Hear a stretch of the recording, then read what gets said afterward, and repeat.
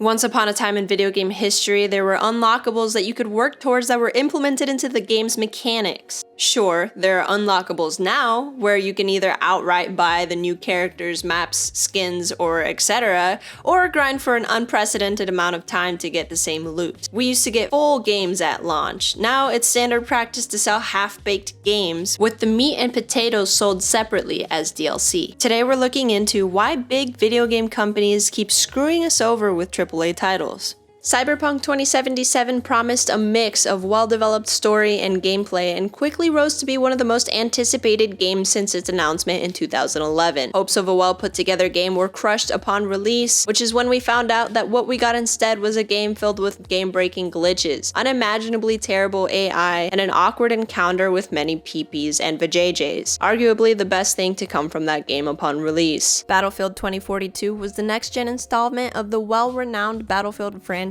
falling short in most aspects to include playability for PC versions of the game. GTA Remaster may as well have been a re-release of the same game, but with a Snapchat filter glued to the top of it. New World, a massively open multiplayer game, was found to have cities copied, pasted, and renamed throughout its world. New World got pretty old pretty fast. I don't even want to talk about Fallout 76. The pandemic played a big role in stumping development of many games in 2021. Unfortunately for many of the topics I will be covering, issues have been arising due to greedy money-grabbing tactics far before we encountered the world's worst pandemic disease since the Black Plague. That might have been an exaggeration, so go ahead and do your own research on that one. Let's take a look back at 2017 when Battlefront 2 was days before its launch. The game was undeniably set to be a pay-to-win type game, where the progression was almost entirely connected to loot crates and had awards completely randomized, which made it impossible to know the outcome of the items you would be getting when buying into the mechanic. If you look up gambling in the dictionary, a picture of EA actually pops up under the description. In the game's defense, you were not obligated to buy into the loot crate mechanic. It was only estimated to take about 40 hours to unlock one hero. 40 hours of pure hell against players who all bought into the loot crates and are much better equipped to completely dominate your broke ass. It is rumored that Disney had to pull the plug on the game's pay-to-win mechanics last minute before the game's release to save whatever fan base they had left. According to the company, the loot boxes were intended to be surprise mechanics and are quite ethical.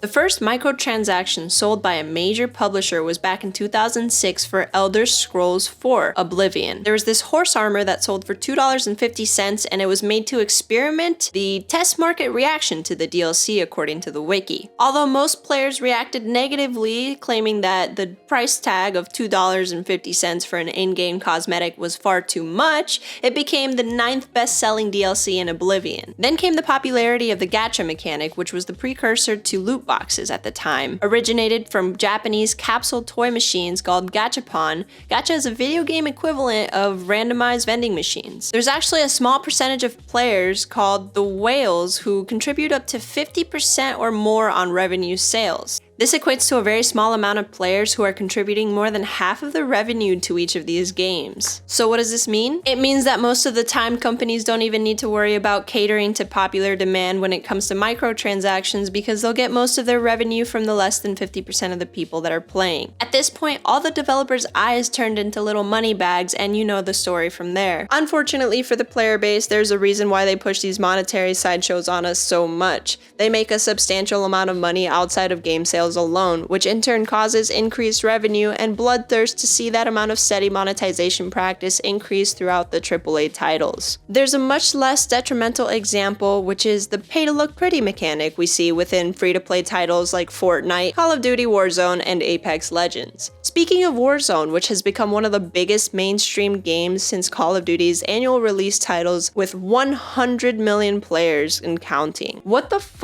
took Activision so long to put together a suitable anti-cheat for their game? Warzone started to mainline media titles with people unhappy with the incredible amount of cheaters, so devs had to wake up from their money comas and start figuring out what they needed to do. They even came out with these cheesy ad campaigns that pointed out how amazing they were for having put together such a wonderful anti-cheat system. It only took them a whopping 2 years to get off their asses and tend to something other than skins for the game. Don't get me wrong, the game is fun as hell, I just don't appreciate appreciate the lack of concern for patches that fix actual mechanics and bugs. We've talked about pay to win, free to play, and loot crate mechanics, but now let's get into a more straightforward topic: games releasing in a crude and unfinished state, still going for full price. Review bombing has become a very popular term within the gaming community due to the release of a fairly disappointing game. From mechanics to a lack of single-player campaign, to glitches and issues with multiplayer basics including hit registration and gun bloom, a lot of people are justifiably unhappy with the $70 release of Battlefield 2042.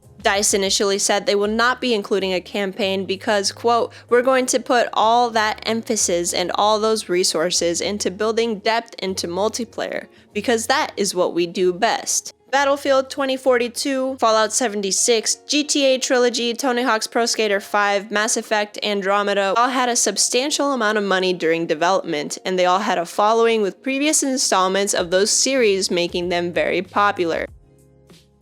This sandwich brings me more joy than any of those games ever did. These devs have learned to lean on popularity to increase money made from microtransaction and pre-sales. This, along with many companies experiencing internal turmoil and mismanagement, causes games to go in and out of development hell. Thus, we get the product out, which in most cases is an unfinished pile of garbage with a massive amount of potential and disappointment. This year's Game Show Awards featured a lot of indie games, to include Game of the Year winner It Takes Two from Hazelight Studios. We have gotten many wonderful indie games that have filled the void left behind by these AAA titles. I'm hopeful for the future of gaming, and hopeful to see titles come out that are products of heart and dedication, that are finished and don't fall in line with the troll bridge tactics. What games in recent history have you been disappointed by? Do you agree or disagree with me in a lot of the topics in this video? Let me know in the comments below. I would love to hear from you guys. Don't forget to like and subscribe. You guys know the spiel. You've been on YouTube before. Thank you so much for watching. I hope you guys have a wonderful night, day, afternoon, whatever time it is in your time zone, and I hope to see you guys in the next video. Bye!